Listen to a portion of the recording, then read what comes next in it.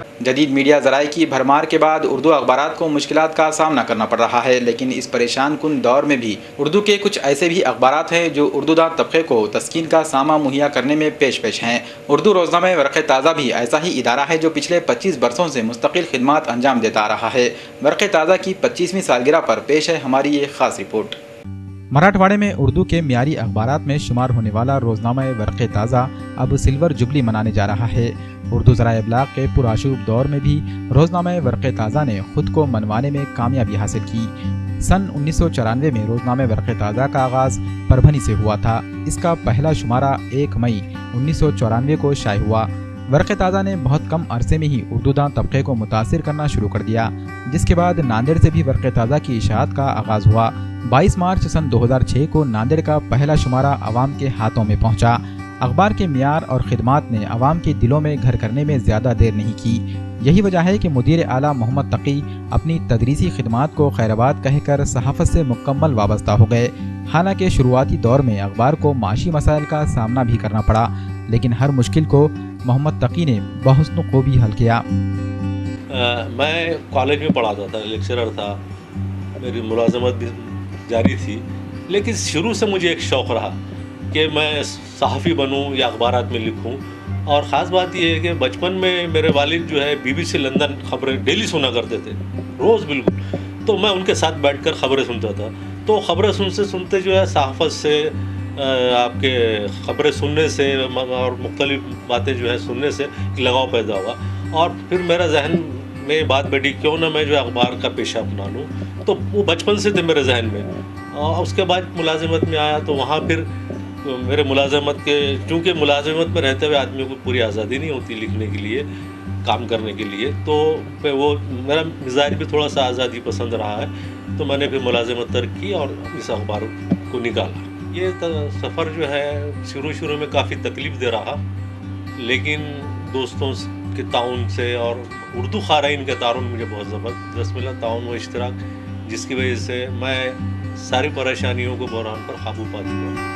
اقدار پر مبنی صحافت کے ذریعے روزنامہ ورق تازہ نے بہت جلد قارئین کے دلوں میں جگہ بنا لی۔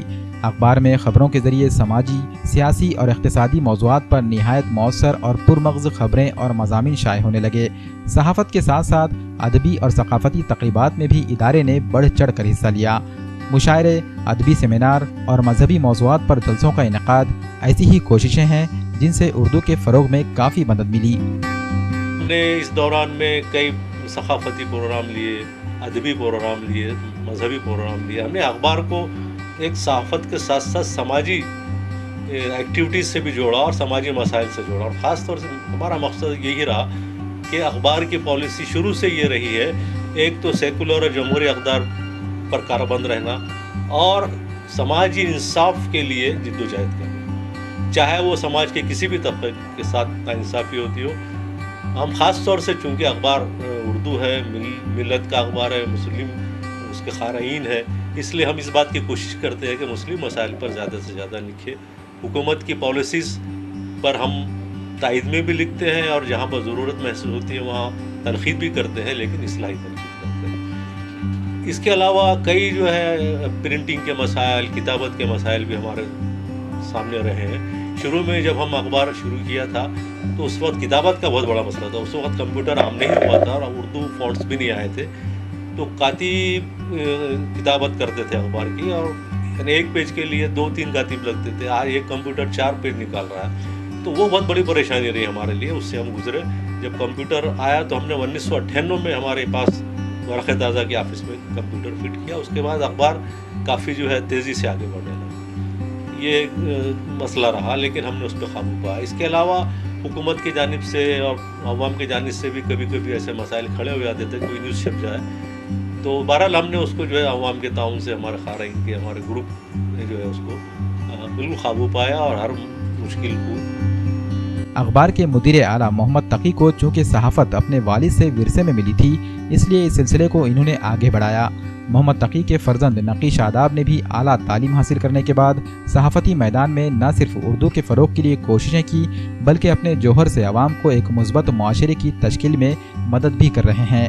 محمد نقی شاداب کو اس میدان میں اپنے والد محمد تقی کی मुकम्मल रहनुमाई हासिल है।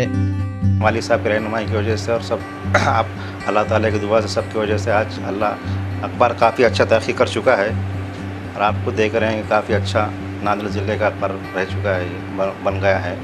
इंशाअल्लाह आइंदा भी हम इंशाअल्लाह गोल्डन जुबली मनाएगा अखबार, आज सिल्वर जुबली मना रहे हैं हम, कल गोल्डन जुबली मनाएगा। ये अखबार जब से इब्तिदा से शुरू हुआ है, जब से मेरे पास पेपर आता है और मैं इससे मुंसलिक हूँ। हमारे दोस्त मोहम्मद तकी साहब और हम दोनों एक ही कॉलेज के अंदर एक ही टेबल पे, वो उर्दू के, मैं कॉमर्स का था और वो तो इंग्लिश के भी थे, और हम दोनों ने मिलकर, मैं शुरू से ये वास्ता से वाबस्ता हूँ और इसके अंदर ताज़ा ताज़ा खबरें आती है और कोई ऐसे लोफर जो आजकल जो अखबार पे आ रहे हैं हमारे न्यूज़, वो इसमें कभी नहीं आती है। जैसे कि किसी को लेके भागा, किसी को करा है, उसको चीज़ें नहीं हैं और बहुत ही महज़ब तरीके से अदबी इक़्तिदार को लेकर ये अखबार इस पर जारी और सारी है और हम इसके लिए नेक तमन्नाएँ पेश करते हैं।